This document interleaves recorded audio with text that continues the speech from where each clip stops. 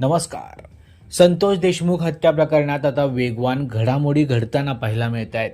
या प्रकरणी एसआयटी नेमल्यापासून अनेकांची कसून चौकशी होतीये. त्यामुळेच अनेकांचे धाबे दणाणलेत.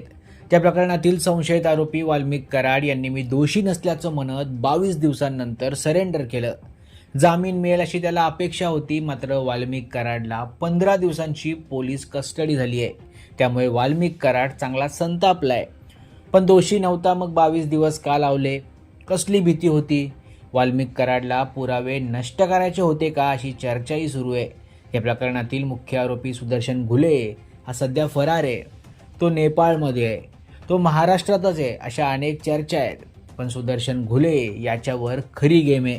संतोष देशमुख याची जेव्हा हत्या करत होते त्या अगोदर घुले यांनी एका बड्या नेत्याला व्हिडिओ कॉल केल्याची माहिती आहे आणि त्यानंतरच देशमुख याची हत्या करण्यात आली. त्यामुळे साहजिकच या हत्येमागे या नेत्याचाही हात आहे.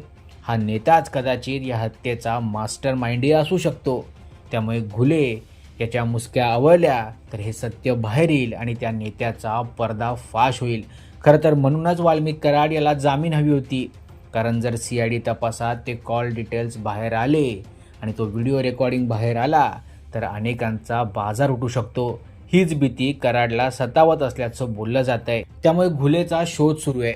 एकदा की घुले सापडला तर या प्रकरणाला एक मोठी कलाटणी मिळू शकते. इतकंच काय तर बीडच्या राजकारणातही मोठा राजकीय भूकंप होऊ शकतो.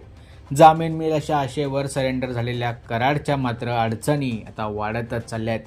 तेव्हा आगामी काळात नेमक्या काय घडामोडी घडतात हे पाहणं महत्त्वाचं ठरणार आहे.